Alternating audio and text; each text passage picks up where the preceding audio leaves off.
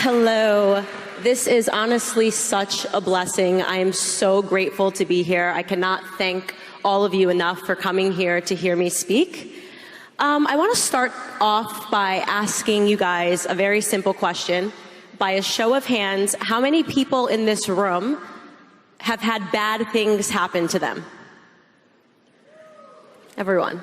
Okay, everyone. Now I'm going to ask a similar question, but it's going to be different. By a show of hands, how many people in this room consider themselves a victim? Wow, really impressive. Normally I get a few hands, and that's really impressive. So the differences in these questions is a difference in mentality. I have been smeared, libeled, I have been protested, I have been kicked out of restaurants, I have been assaulted because I go around with a very simple message, which is that bad things happen to everyone. But a victim mentality is not something that you should possess because a bad thing happens to you. This has earned me the title of being called anti-black, anti-LGBT. I have been called a Nazi sympathizer, among other things, because I have this idea that if we don't accept ourselves as oppressed and we accept ourselves as the victor of our experiences, then we can achieve more in life. So let me tell you a little bit about me that you're not going to find in all of these articles that basically want people to believe that I am somehow a white supremacist, which is quite impressive that I get called a white supremacist. I grew up in Stamford, Connecticut. I did not, yes, is there some Connecticut love here? That's awesome. I grew up in Stamford, Connecticut, in a really small apartment I share with my sisters. I have two sisters.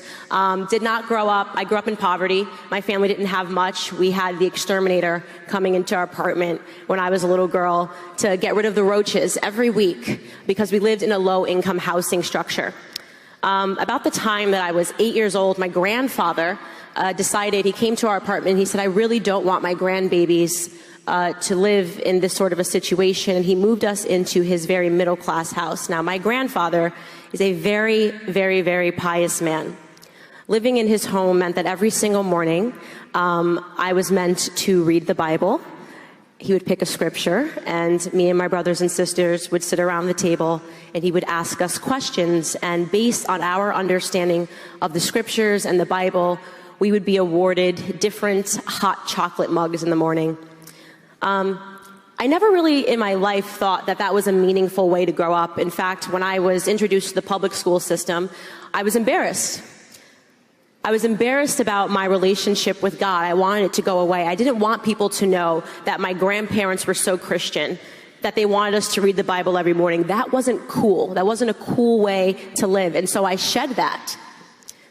I shed that throughout most of middle school. I hid it. And in high school, I completely shed it when my grandparents moved down south. In high school, I had a very unique experience happen to me, which reporters and journalists do not like to report on because it completely disrupts their narrative that I don't understand that bad things happen to black people, that I don't understand that there's racism in the world and that people can be hurt by racism. When I was in high school, I had a boyfriend. It's my first boyfriend. I thought I was really cool. And he and I went to watch a movie at his house. We were watching Talladega Nights. It's a great movie if you guys haven't seen it. For those of you that have seen it, I never know what to do with my hands, just like Ricky Bobby. So I was watching Talladega Nights and my phone rang, and it was a blocked call, and I don't pick up blocked calls, so I sent it to voicemail. My phone rang again, I sent it to voicemail again. My phone rang 4 times. By the time the movie was over, I had 4 missed voicemails, which was really an insane thing. So I went home and I listened to the voicemails after a great night, and what I heard was something really horrific and terrifying. On the other end of a line, there were 4 male voices, and they were alternating. They were calling me the N-word. They were saying that they were going to put a bullet in the back of my head as they had done to Martin Luther King. They were calling me Rosa Parks. They were telling me that they were going to tar and feather my family. It went on for a really intense I would say 5 minutes. And when I hung up the phone, the first thing that I did was I broke down and I cried because I couldn't think of 4 people that would say those words to me. I couldn't even think of one person that would say those words to me. Here I am, I'm a senior in high school, living my best life, and I get these terrible messages. So I went to bed the next morning, I had a class, a philosophy class, and we happened to be talking about racism, and I told my teacher, I rose my hand and I told him what happened. I said, Mr. Forker, I got these terrible messages, and I played them for him, and he was so horrified that he said, get up right now, we're gonna go to the principal, and you're gonna report these messages. The principal immediately called the police. And that was the beginning of what would represent a very dark life, a dark period in my life. It turned out, by some random stroke of my own misfortune, that I did not know, as I had said, 3 of those people in the car. One of those 3 people in the car that night that left me those messages happened to be the current Democratic governor of Connecticut's son. And instantly, this case was elevated and my face, a high school senior, was splashed on the front pages of every newspaper in Connecticut and in New York, calling me a victim of a hate crime. That's a really, really, really heavy word, a victim of a hate crime. It turned out that one of the kids in the car was a former friend of mine, and I used to hang out with him and a group of my friends all the time. And once I got a boyfriend, I did what most girls do, and I just wanted to be with my boyfriend, and he was hurt. And one night he got into a car and he was drinking, and with 3 people that I didn't know, and they decided to leave me these voicemails. Now, of course, because a politician's son was involved, the FBI had to get involved to trace the origins of the messages because nobody wanted to come clean and say that they had left them. So I went from watching Talladega Nights to being a front page cover story to being called a victim to having everyone in my high school and in my town debate whether or not the messages were real while the FBI investigated it. Of course the messages were real. Of course, after the FBI included their 6-week-long investigation, they determined that I did in fact receive these messages from these men. And 6 weeks later, all 4 of them were arrested. The youngest person in that car was only 14 years old. And then, of course, after the entire world was debating it, reading letters to the editor where people either called me a liar, a hero, a victim, it was over, just like that. The press was over. They were ready to move on from the situation. And that seems to be a common theme. We're looking for the oppressed and the oppressor. These kids were labeled racist. I was labeled a victim. How did that turn out for me? Well, for me, it turned out into 4.5 years of anorexia. The next years of my life, that title, I was so scared going into college, afraid that people that I was meeting were going to Google me and they were going to find this story, that they were going to find that I was a victim, that they were going to think that I somehow started this or I deserved it, or they were going to take a side in the same way that people in my town had taken a side. The only way that I felt that I could assert control over myself and over my narrative was through having anorexia. It took 4.5 years of me having an eating disorder before something woke up in me. I was living in Manhattan. I was paying down student loans. I went to school and I majored in, quite ironically, journalism, something that I don't believe in as much today. And I began to take yoga classes. And I had lived a life partying throughout college, drinking, really had fallen far from the girl that sat at the kitchen table with her grandfather reading the Bible. My friend said, let's take a yoga class. I went to yoga class, and suddenly that silence, that meditation, the prayer that people have, I really, for the first time in a really long time, was able to have conversations with myself. Candace, what are you doing? Why are you doing this? Why are you living this life? Are you happy? The answer, of course, was I was not happy. I wasn't happy being a victim. I was miserable. I was allowing it to eat me alive. I was able to meditate my way, and people say, how did you get over your anorexia? Meditation, yoga. I was able to meditate myself back into health with conversations and prayer and focus. And here's what I discovered. What happened to me in high school didn't just happen to me, it also happened to the 4 kids that left those terrible messages.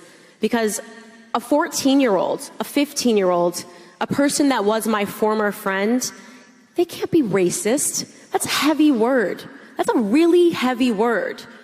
What they were young kids that were trying out what it was like to be mean in a generation that has smartphones, in a generation that can send text messages, can send Facebook and Instagram messages around the world in a matter of nanoseconds, something that the adults that had raised us had never experienced before in their lives. We are the LOL generation. When I was a little girl, my dad had a beeper. He didn't have Twitter, there was no Facebook, there was no Instagram, and parents and teachers never thought about how that might impact us growing up. When you no longer have to look at someone to just be mean, when you can just say a mean tweet, leave a mean comment. It's so easy in this generation to be mean. I thought to myself, wow, imagine if, as opposed to calling me a victim, which ruined 4.5 years of my life, as opposed to calling children racists, which I'm sure ruined years of their lives, what if the adults in this situation tried to pause and actually understand how everybody was impacted? What if the adults tried to understand what it's like being a kid coming up in this generation, how easy it is for us to be mean? What if the politician just made his son say sorry? No one says sorry anymore. That seems to be going out of style because people are constantly trying to get away with everything. I was angry with God for a lot of things in my life.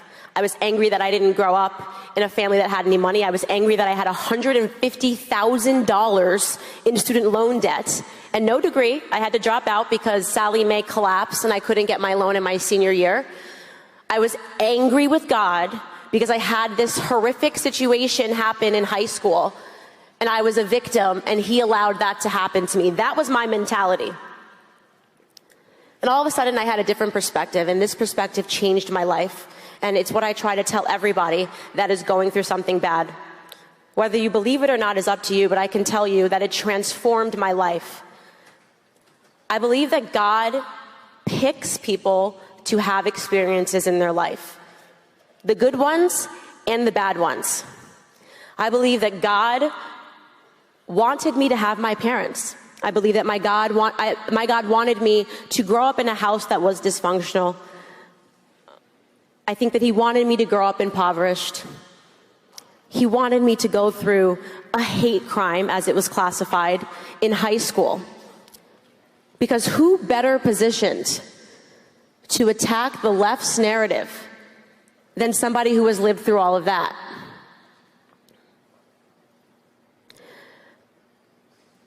In 2017, in early 2017, I had such an interesting moment. I was still drinking, and suddenly, after a night of drinking, I woke up in the morning and I just broke down crying. It was the most bizarre thing. Nothing happened.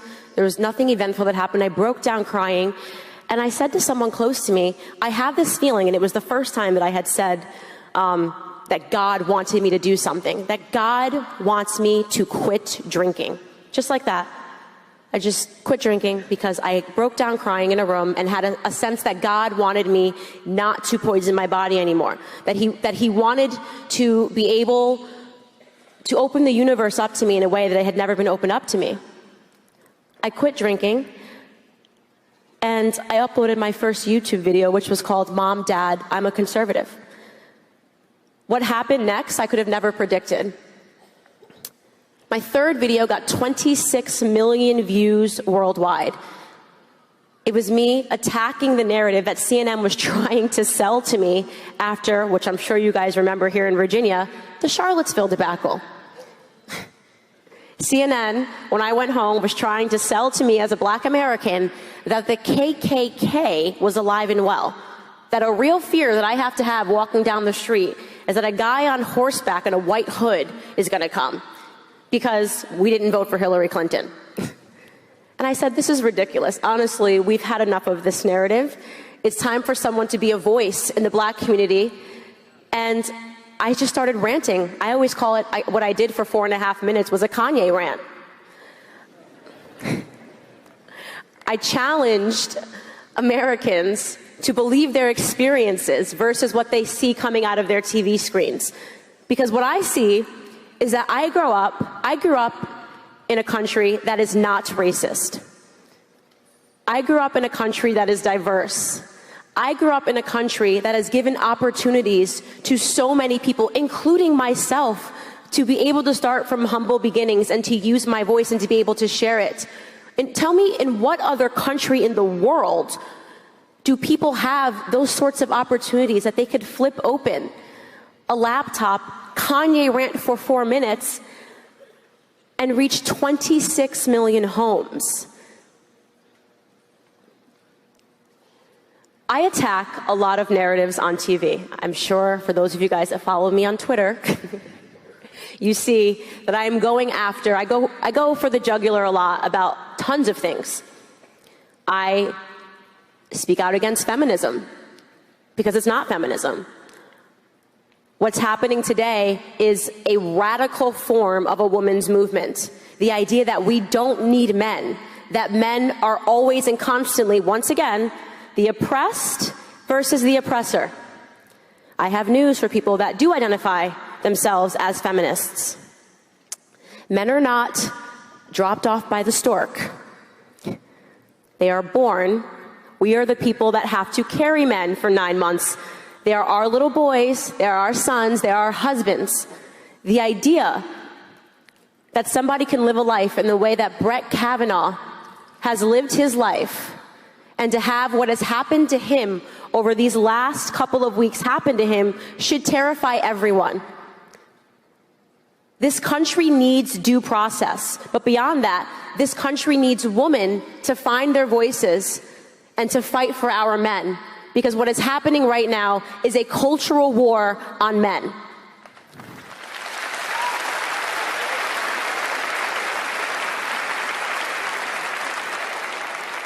Quite controversially, I also speak out against Planned Parenthood, and I know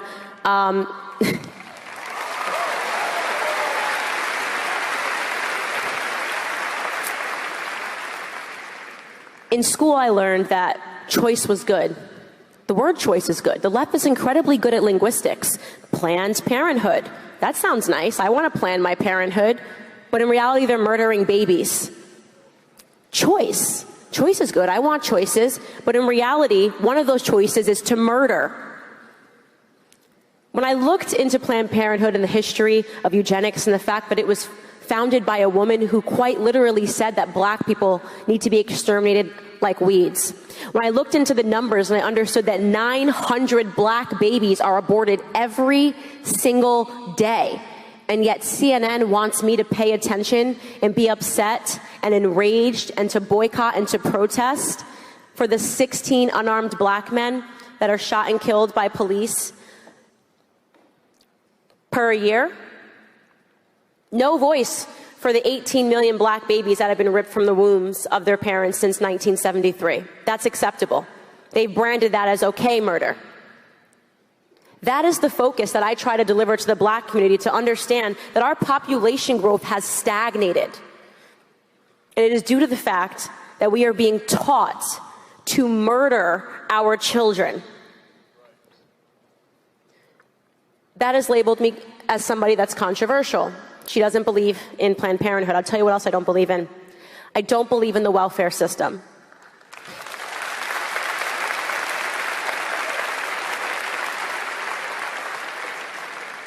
You know, I make strong statements and I say that I don't believe in the welfare system because look at what it has earned people that have gone onto the welfare system. Absolutely nothing.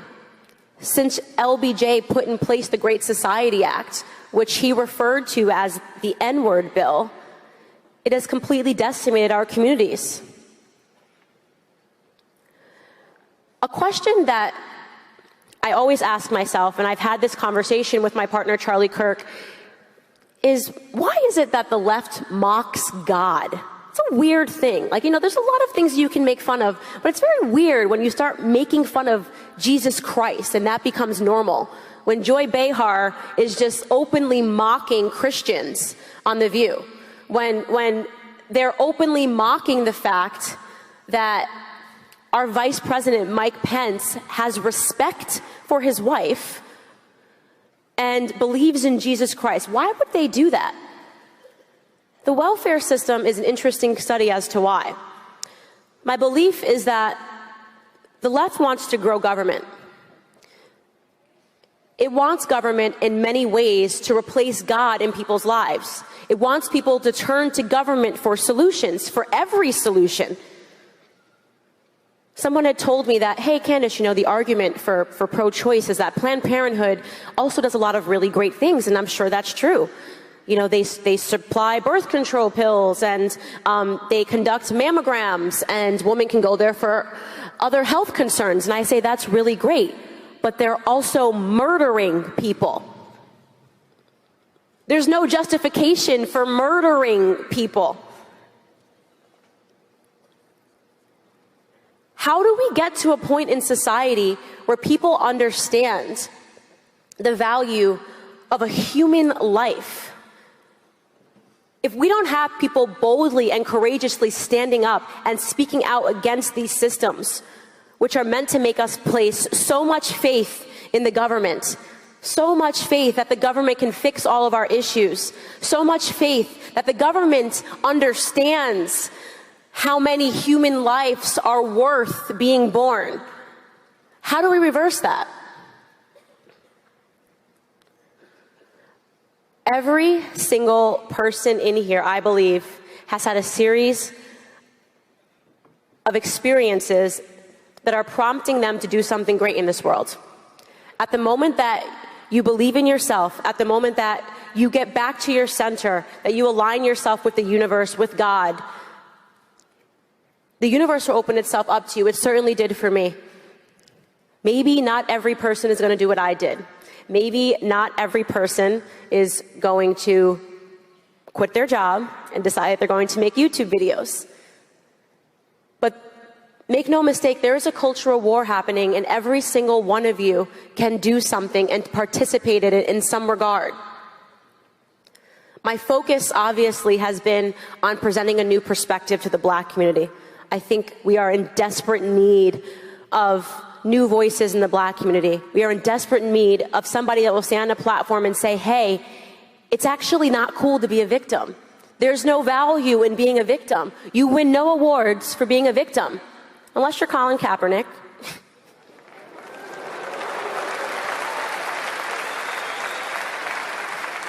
I think he made a pretty sweet deal off of being a victim, so credit to him where credit is due.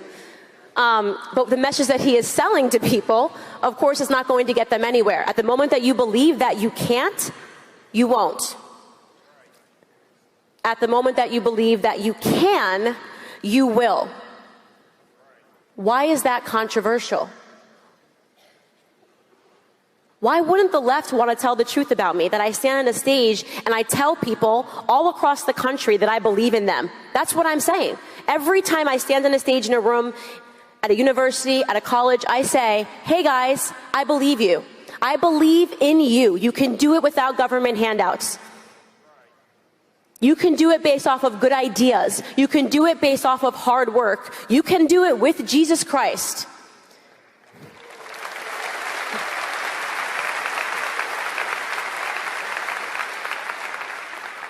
Of course, if every single person in the world thought that, if every single person in the world woke up with confidence and said, I can do it and I can contribute, and my life, my birth has meant something, it means something to this world, and I'm going to contribute something, you would see, naturally, that government would shrink. That when people were faced with problems, they wouldn't run to an arbitrary welfare system. They would turn to God, they would turn to their communities, and they would nurse themselves back to health. That's what you would see.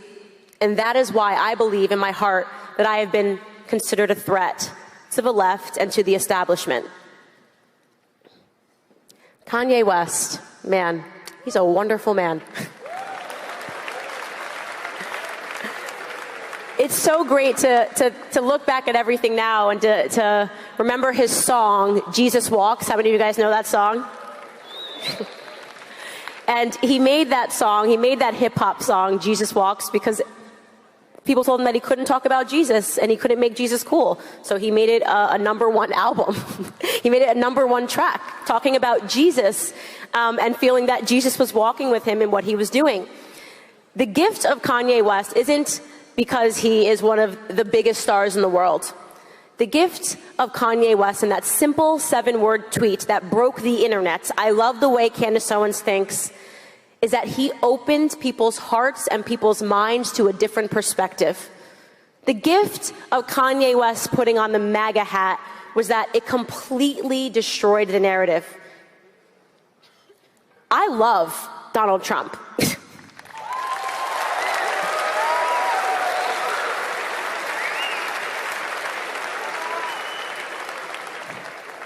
First and foremost, he's pointedly hilarious.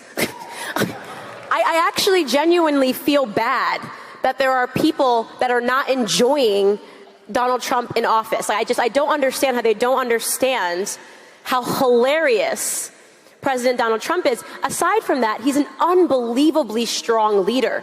To stand in the face of the entire United Nations assembly yesterday and to say that America will be governed by Americans and not by globalists.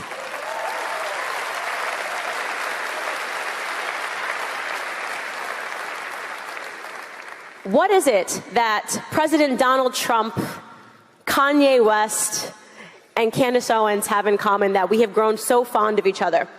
I think Kanye West describes it as dragon energy. And to me, I think it's individualism. It's believing in yourself. It's standing up in the face of everybody telling you you can't. You're not allowed to think that. You're a black man. You can't think that. You're not allowed to think that. You're not a woman. You have to think this because you're a woman. It's standing up in the face of all of that and saying, no, I am my own person. I am governed by what I believe to be truth. And I can live up to any expectation that I set for myself. I think that is an energy, that is a love, and that is a passion that I hope that I work every day to share with the world. Thank you.